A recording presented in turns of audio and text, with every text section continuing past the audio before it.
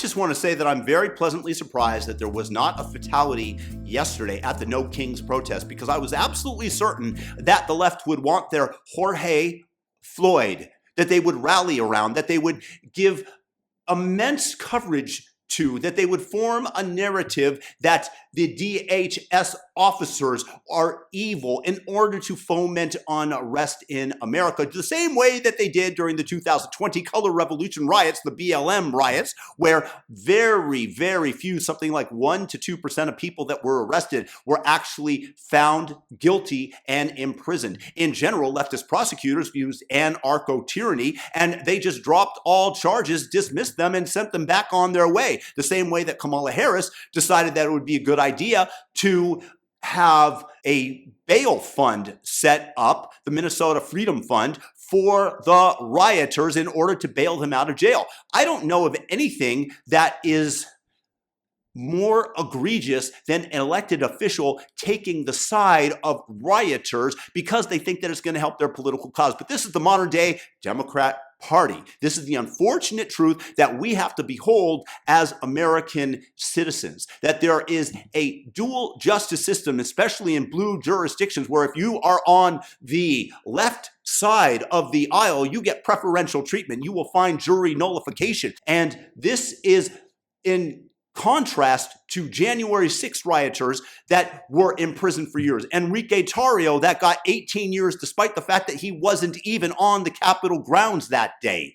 18 years in prison when he was not even there. And you just suppose that against, for example, the lawyers in New York City that decided that it would be a great idea to send a Molotov cocktail to throw them into the police cruisers. You know, they got 1 year for such actions, but Enrique Tarrio, 18. If that isn't a dual justice system where justice is no longer blind, then I don't know what is. But nevertheless, I am pleasantly surprised that there was no fatality yesterday, because either they want to kill a DHS officer and send morale amongst them plummeting so that they don't do their job. For example, in Texas, you had a sniper on a roof that decided that he was going to shoot 3 bullets at DHS officers, and he hit detainees. The detainees absolutely did not deserve it, especially from those who were sworn that they were going to protect them at all costs. But he ended up killing at least 2 of them, and the third of them went to the hospital. Fortunately, no DHS officers were hit. As well as in Chicago, you had the ramming of DHS SUVs by citizens of America, or maybe they weren't citizens. Either way, Chicago Police Department had an audio leak where they were told to stand down.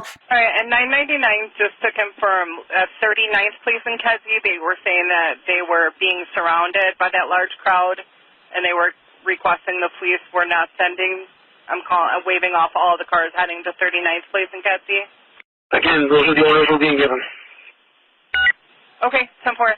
And again, for all the units that we called to go over that way, 39th Police in Kedzie, if you could just hold off. Because this is what the left desires. They do not want Donald Trump to do the job that we, the American people, elected him to do. We want the illegals to be expunged from the United States and sent back to their home country so that they can do it legally. My wife and I came over the border at the end of 2018, and we were given 3 months because they realized that my Canadian wife had the intention to immigrate. That was their prediction. And so they gave us 3 months, and then we were told to vamoose, and we basically have not been back to the United States since. But hey, you want to give amnesty to all the illegal aliens. You want to give them government funding because you want to hold power forever. And this is the same reason it's power, that the Democrats are emboldening Antifa, that they are committing acts of anarcho-tyranny, allowing Antifa to run free, as I described earlier, without any repercussions,